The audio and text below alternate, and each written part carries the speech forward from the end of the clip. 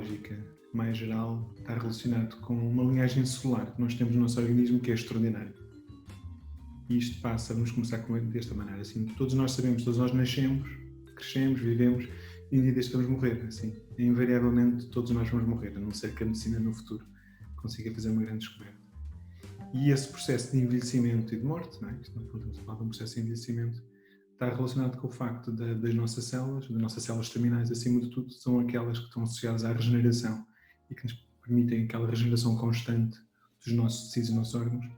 Essas células, à medida que o tempo passa, essas células vão envelhecendo e vão sendo cada vez menos capazes de executar a sua função. Existe, no entanto, dentro do nosso organismo, uma linhagem, que é a linhagem germinal, que é única, que é uma linhagem que não envelhece. As células germinais não envelhecem, ou o seu envelhecimento é muito limitado, e depois há uma capacidade de quase que regenerar. Porque são esta linhagem de origem aos gametas, ou ao ócito e ao espermatozoide. Pelo que aqui a questão biológica geral que me fascina, e não só a mim, mas a muitos outros grupos pelo mundo fora, o que é que esta linhagem tem de especial? Porque é que estas células conseguem evitar o envelhecimento? Porque é que estas células conseguem manter um potencial proliferativo ilimitado? Esta linhagem celular. Porque é que estas células conseguem, uma vez formando os gametas, o oócito e o gameta, e o oócito e o espermatozoide, quando elas fundem durante a fertilização e dão origem ao zigoto, como é que elas são capazes de dar origem como em inglês, não é? The Ultimate Totipotent Stem Cell, que é o zigoto. Ou seja, a única célula que é verdadeiramente capaz de dar origem ao organismo em condições naturais. E é isso que me fascina, e é isso que fascina muitos outros laboratórios. O que é que faz estas células especiais? E nós estamos a tentar abordar diferentes aspectos desta linhagem e da maneira como elas funcionam, como esta linhagem funciona.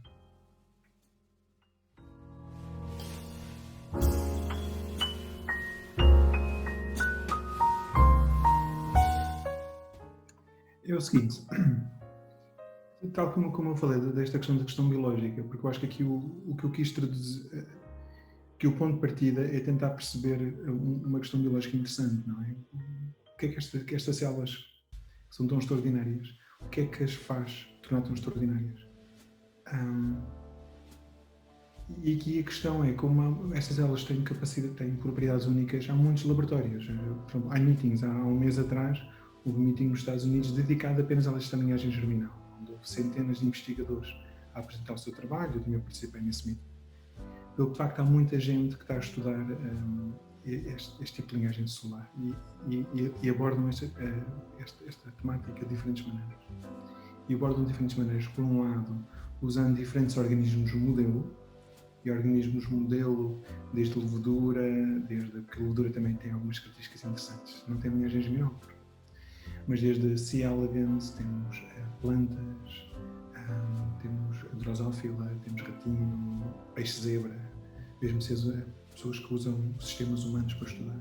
E outros organismos, hidra, ouriço do mar, há muitos laboratórios a usar diferentes organismos modelo para tentar estudar esta linhagem. E a maneira como nós, no laboratório, nós abordamos e o tipo de questões que exploramos, antes de mais, nós usamos drosófila, melanogaster, que é a mosquinha da fruta, como organismo modelo. Não se esqueçam, cerca de 70% a 80% dos genes associados a patologias humanas são conservados em drosófila. Não se esqueçam que muitos dos genes que hoje em dia estão associados a patologias humanas foram originalmente identificados em drosófila. Eu costumo dizer que nós somos mais parecidos à mosquinha da fruta que nós queremos acreditar. Então nós usamos drosófila como organismo modelo, que é um organismo que tem 100 anos de investigação. Há mais de 100 anos que há pessoas a trabalhar com este organismo modelo e que, portanto, temos uma panóplia de reagentes extraordinária. Aquilo que nós conseguimos fazer em drosófila é extraordinário e, no fundo, há aquela expressão, nós trabalhamos nos ombros de gigantes e, de facto, os últimos 100 anos de investigação em drosófila, pessoas extraordinárias, criaram reagentes extraordinários. E dentro de drosófila e dentro da linhagem germinal, nós interessamos pela linhagem germinal feminina, que é a formação do ócito, e depois do processo da fertilização e a maneira como há uma transição do ósseo com uma célula altamente diferenciada para uma célula totipotente, que é o zigoto, e os estadios iniciais do embrião. E dentro dessa questão, nós temos focado, acima de tudo, por um lado, na regulação da expressão génica, acima de tudo relacionado com cromatina, fatores epigenéticos, regulação da cromatina, a organização do DNA no núcleo, porque há vários aspectos interessantes que ajudam a tornar esta linhagem única. E por outro lado também temos tido algum interesse numa modificação de proteínas que é muito pouco estudada, que chama-se uma acetilação N-terminal proteínas, que também se sabe que está associado a várias patologias humanas e nós também temos explorado um bocadinho. Mas a maneira como a questão biológica que nós estamos aqui a tentar focar é como é que, regulando a expressão génica, acima de tudo a nível da cromatina, qual é a contribuição desta regulação para que estas células se comportem da maneira que se comportam e tenham estas propriedades únicas, na parte da linhagem germinal feminina.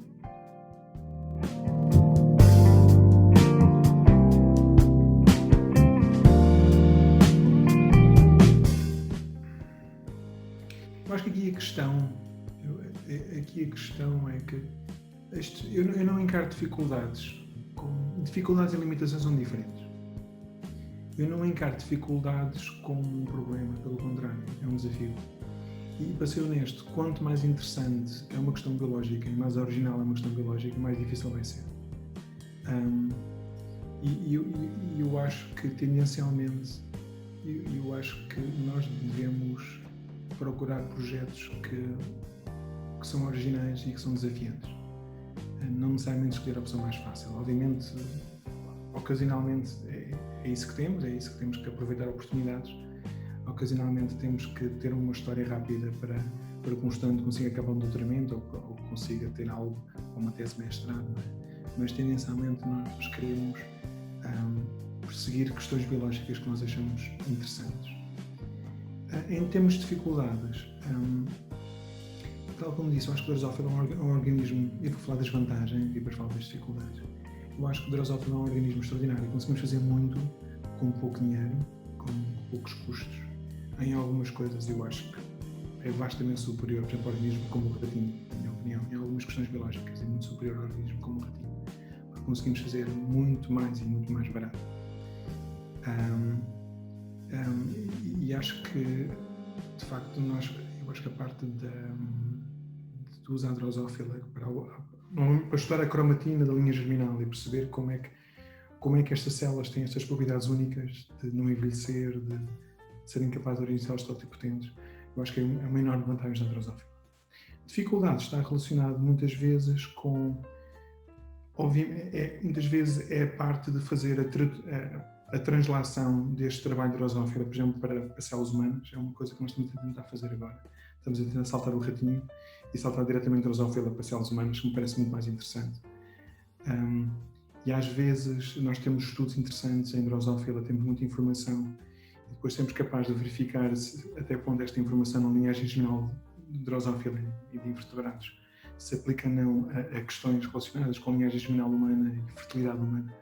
Às vezes é complexo, por questões logísticas óbvias, e também às vezes o sistema no ser humano é sempre mais complexo. As coisas, há semelhanças, mas as semelhanças são sempre ocorrentes a certo ponto. Há sempre surpresas inesperadas. Isso é uma dificuldade, mas é um desafio também. Outra coisa também muitas vezes e novamente não é uma dificuldade, é o facto da investigação ser cheia de factos inesperados. Ou seja, e novamente eu não acho isso um problema, é o que torna interessante. Ou seja, não estamos a fazer um projeto científico, achamos que percebemos o sistema e a meio da nossa caminhada concluímos que de facto não percebemos o sistema e que a nossa hipótese e os nossos resultados sugerem algo completamente diferente. Então temos que parar e reinterpretar tudo. E isso é uma dificuldade. Depois aquelas partes mais triviais que são importantes, financiamento, isto e aquilo, felizmente as coisas têm corrido bem, mas é aquela luta diária de logística de ultrapassar dificuldades.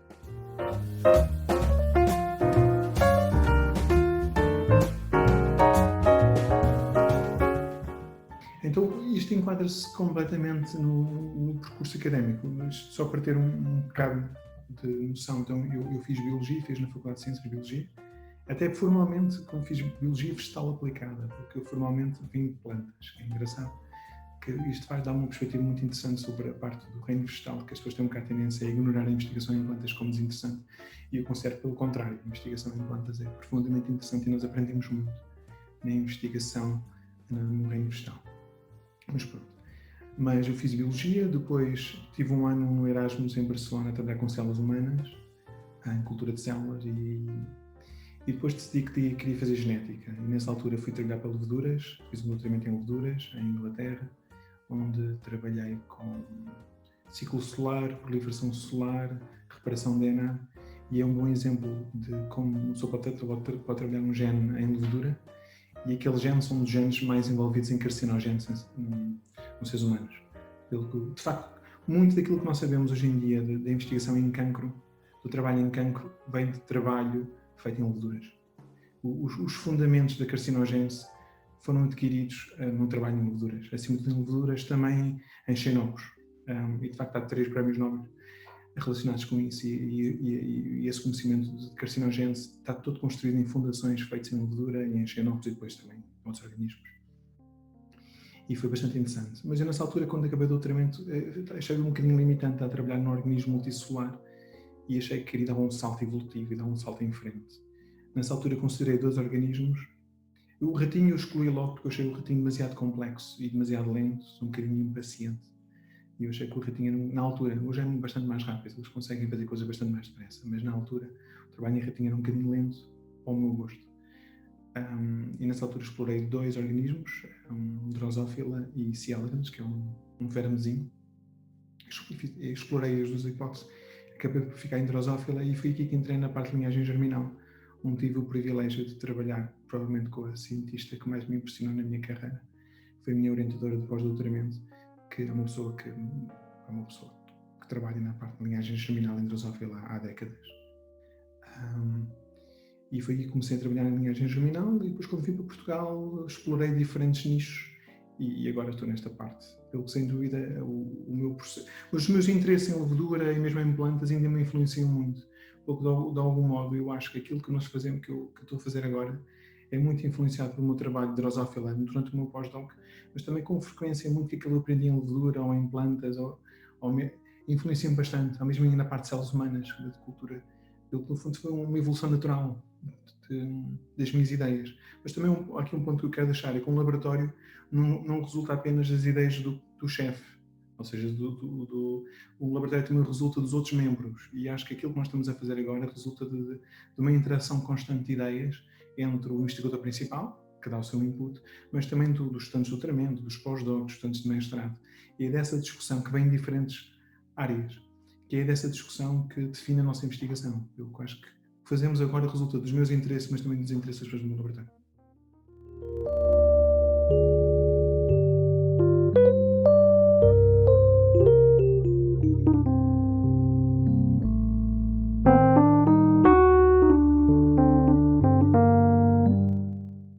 Ok, eu sou um bocadinho bias, mas eu acho que Drosophila é o melhor modelo de todos. Eu acho que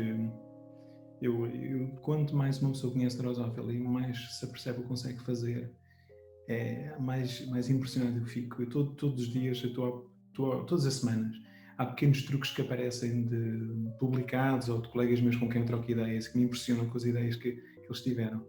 E acho que o Drosophila, vamos lá ver quais são as vantagens. Pronto, organismo multicelular, agora ser um bocadinho mais objetivo e menos emocional. Vantagem, organismo multicelular. Vantagem, cerca de 70 a 80% dos genes que regulam o desenvolvimento e fisiologia de Drosophila são conservados no ser humano. No essencial, em boa parte dos órgãos, muito dos genes que estão a regular o desenvolvimento e a fisiologia desses órgãos são conservados em Drosophila. Há, no entanto, diferenças óbvias, não é? O que é importante também não perdermos perspectiva. Por exemplo, um bom exemplo é o coração. Ou seja, por exemplo, os estudos iniciais de formação do coração humano, da definição do Cell-Fate Decision Mapping, os fatores de transcrição, são basicamente os mesmos em Drosophila.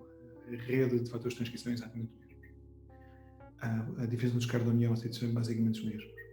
Mas a partir do momento que ao primeiro processo de self-fating, depois todo o processo de morfogênese, desenvolvimento do órgão a seguir, obviamente começa a diferenciar-se muito drosófilo. Em drosófilo temos basicamente um tubo, no ser humano temos o coração que todos nós conhecemos.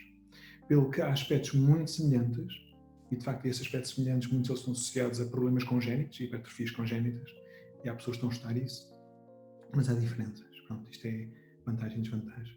Mas se a nossa questão biológica é uma questão biológica que conseguimos abordar em drosófila, e conseguimos abordar bem, eu acho que há poucos organismos que conseguem competir com drosófila. No entanto, se a questão biológica pode ser feita bem em levedura, drosófila não consegue competir com levedura. Estão a perceber o que estou a dizer? Ou seja, não vale a pena nós estarmos a competir com o ciclo solar com levedura, porque a levedura é muito mais rápida do que nós em drosófila. Okay? Como em zebrafish, se há aspectos que nós conseguimos abordar em drosófila, se calhar é mais complicado estar em zebrafish, mas há muitas questões em zebrafish que nós não, no peixe zebra, que nós não conseguimos abordar em drosófila, porque no fundo está relacionado com a questão biológica. Outra vantagem que a drosófila tem é que é barato, apesar de ter custos, apesar de em termos logísticos é mais complexo de levedura, é um organismo comparativamente barato. Nós rotineiramente estamos a receber centenas de mutantes dos Estados Unidos, há uma coleção gigante nos Estados Unidos, onde nós compramos nossos mosquitos, que vêm pelo correio, literalmente, e ficam 2, 3 dólares, 2, 3 euros por estoque. Um ratinho, se comprarmos um ratinho, é 500 euros, 1000 euros. E o transporte é caríssimo, porque há aqui diferenças. Obviamente, e novamente também não... Há coisas que se conseguem fazer em ratinho e mamíferos que não se conseguem fazer em drosófila. Também temos de ter consciência dessas limitações. Mas eu acho que a grande vantagem de drosófila, tal como eu disse, é o facto de nós literalmente estamos a fazer investigação num ombro de gigantes. 100 anos de investigação, mais de 100 mil artigos publicados, e pessoas muito inteligentes que trabalharam na área. E o facto de nós estamos a fazer investigação num ombro de gigantes, vários prémios Nobel, realmente facilita-nos a vida. E hoje em dia há pessoas extraordinárias a trabalhar na área que estão todos os dias a criar reagentes novos, pelo que isso é uma enorme vantagem. Eu acho que é importante também que o que é chave é que o que é importante é que uma pessoa pensa na questão biológica e depois pensa qual é o melhor organismo dele para testar aquela questão biológica. Ou seja, nenhum modelo é melhor do que o outro. Um modelo pode ser melhor para uma questão biológica do que outro. É isso que a mensagem me quer.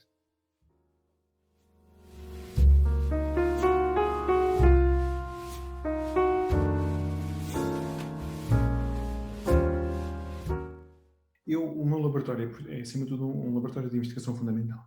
O que nós fazemos é investigação fundamental e básica, e acho que aqui tenho uma opinião muitíssimo forte, que é a grande maioria dos exemplos de investigação aplicada, de investigação pré-clínica e clínica, é construída sobre investigação fundamental não dirigida. Ou seja, nós temos a investigação fundamental que é feita baseado na curiosidade. As pessoas estão curiosos, querem perceber o que é que está a acontecer. E é essa investigação fundamental baseada na curiosidade que depois alimenta a investigação pré-clínica e clínica aplicada. A ideia que nós conseguimos fazer em investigação pré-clínica e clínica, de uma maneira melhor, a ideia que conseguimos fazer em investigação ali com o potencial de ser aplicável, de uma maneira dirigida, eu acho que é completamente errónea. Não conseguimos. O CRISPR, eu podia passar aqui meia hora a dar exemplos de grandes revoluções tecnológicas que foram construídas sobre o facto que durante 10, 20 anos houve pessoas que estavam a tentar abordar aquela questão por curiosidade. O CRISPR é um bom exemplo. O CRISPR hoje em dia está a revolucionar a genética humana porque houve uns senhores e umas senhoras durante anos, se não décadas, estavam a tentar estudar um fenómeno que era um mecanismo quase de um sistema imune em bactérias. E eles estavam a tentar perceber, era uma investigação quase de nicho. Ninguém prestava muita atenção, exceto o pessoal da microbiologia. E de repente houve pessoas que se aperceberam, peraí, nós podemos usar isto para fazer aquilo. E de repente explodiu, não é? Pelo que as fundações da investigação aplicada são uma investigação fundamental, não dirigida, centrada na curiosidade humana. Okay? Tendo dito isso, e tendo dito que é algo que eu acredito, hoje parece que as pessoas têm vergonha de dizer que fazem uma coisa porque estão curiosas em perceber como é que ele funciona. Também é importante que esta investigação fundamental, que no fundo está a alimentar o conhecimento da humanidade, e nós a compreendemos melhor o que existe ao nosso redor, porque no fundo uma das coisas que nos distingue dos outros animais é que nós, seres humanos, somos curiosos, nós estamos a tentar perceber o que é que se passa ao nosso redor. E a ciência dá uma contribuição para isso. Pronto. Esta ciência que é baseada na curiosidade. Mas, tendo esse conhecimento fundamental, é um bom exemplo agora o coronavírus. Havia todo um conjunto de pessoas que andavam a estudar coronavírus em morcegos, que eram ignorados por toda a gente, durante décadas.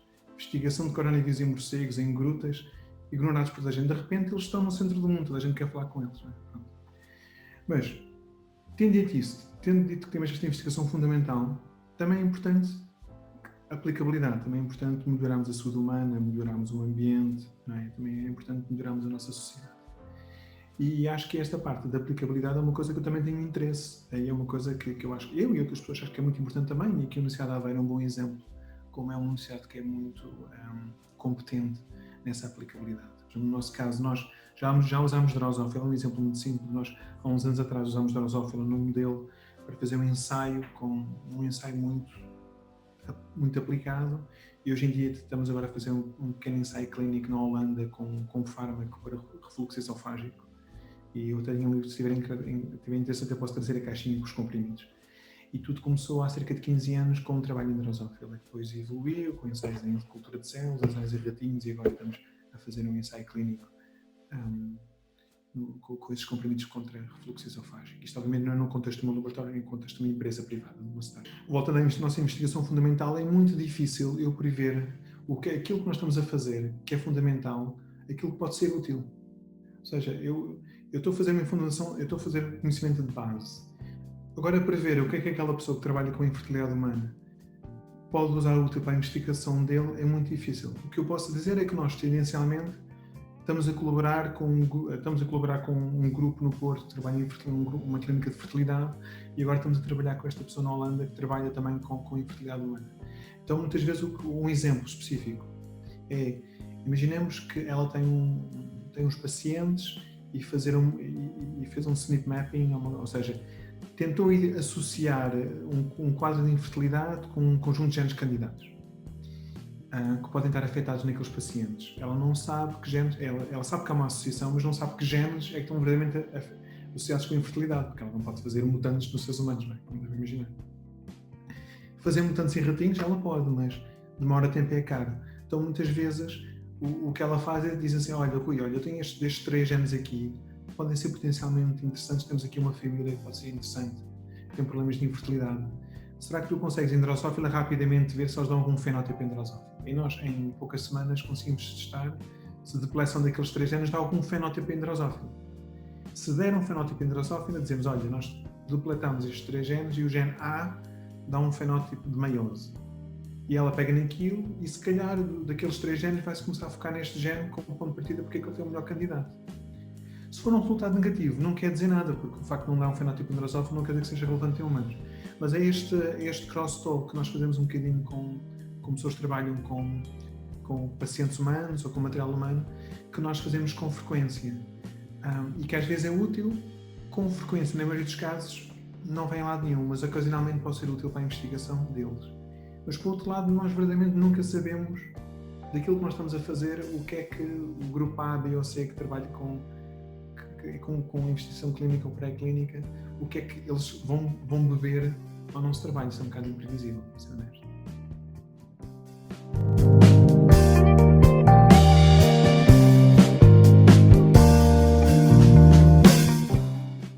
Conselhos de ciências biomédicas. Viagem. O melhor conselho que eu vos dou, a ciência, a atividade humana, no geral, está cada vez mais globalizada. A ciência é completamente globalizada. Ou seja, nós quando estamos a escrever artigos, temos colaboradores pelo mundo. Ainda há 2 semanas tenho uma amiga que esteve aqui em Portugal, é canadiana, agora vive na Austrália, tem um professor na Austrália, temos um Zoom meeting a tentar discutir uma eventual grant application para o ano.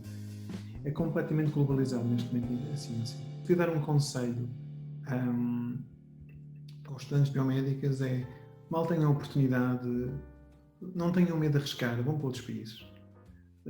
Portugal, Espanha, França, you name it, Estados Unidos, não tenham medo de viajar, porque eu acho que a experiência de vocês irem para outros países e trabalhar noutros laboratórios e com outras culturas de trabalho, experimentar algo diferente é algo especial. E acho que o conselho que eu dou a qualquer aluno de biomédicas, a qualquer aluno, é: se tiverem uma oportunidade de fazer um doutoramento fora, um pós-doc fora, um trabalho fora, não. É o primeiro conselho. Não fiquem aqui. Ficar aqui em Portugal, em Aveiro, no Porto, em Lisboa, vai-vos dar uma visão muito pequena do que é a comunidade científica. Eu tive o privilégio de andar por diferentes sítios e voltei para Portugal por diferentes razões, e essa experiência de ir para o estrangeiro foi algo que foi muito especial para mim, que me abriu muitos horizontes. É o primeiro conselho. Em termos de fazer investigação, e agora eu espero não soar muito negativo, mas fazer uma carreira de investigação e fazer uma carreira académica é uma carreira que é muito difícil, é muito competitiva, exige um grande investimento emocional e um grande investimento da pessoa que eu quero fazer. Okay? Pelo que, se vocês gostam de ciência, se vocês fizerem um mestrado, por exemplo, acho que fazer um mestrado, acho que claramente devem fazer, é uma boa experiência, mesmo um doutoramento, se tiver a oportunidade. Mas o mestrado, sem dúvida. Mas quando vocês têm que fazer um mestrado, se vocês estão a fazer um projeto e vocês de repente, ao domingo, estão a almoçar com os vossos pais e de repente começam a pensar no vosso projeto, ou às vezes à noite começam a pensar no vosso projeto, estão quase ligeiramente obsessivos com o vosso trabalho, eu nessa altura acho que uma carreira científica e académica é algo que, se a pessoa que vocês quiserem, considerem. Se vocês acham piada, mas não têm essa paixão, essa profunda paixão por investigação, e isto não estou a fazer nenhum valor crítico, eu acho que cada pessoa pode seguir o seu caminho. Eu tenho amigos que seguiram outros caminhos e na boa. Mas eu acho que aqui o ponto é que seguir uma carreira académica de investigação, mesmo que depois vão para o privado, é uma carreira difícil, é uma carreira muito, muito competitiva, é uma carreira onde o vosso reconhecimento social é limitado e aquilo que vão ganhar em termos financeiros é limitado. A única coisa que têm é o facto de realmente gostarem muito do que fazem. No fundo é isso que têm. E vocês, quando chegarem aos 40, 50 anos, seguir uma carreira académica, é acordarem de manhã e estarem entusiasmados com uma observação que o vosso estudante fez e vos mandou um e-mail no dia anterior, vocês estão a pensar naquilo. E pelo que é o conceito que eu vos dou. Se realmente têm essa paixão, quase a tocar na pequena obsessão, então sigam em frente. Eu acho que vocês vão ultrapassar todas as dificuldades. Em geral, desculpem lá.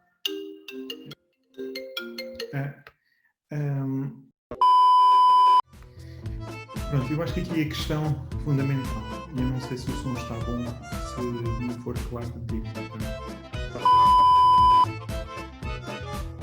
Eu não sei se responder completamente à pergunta ou não,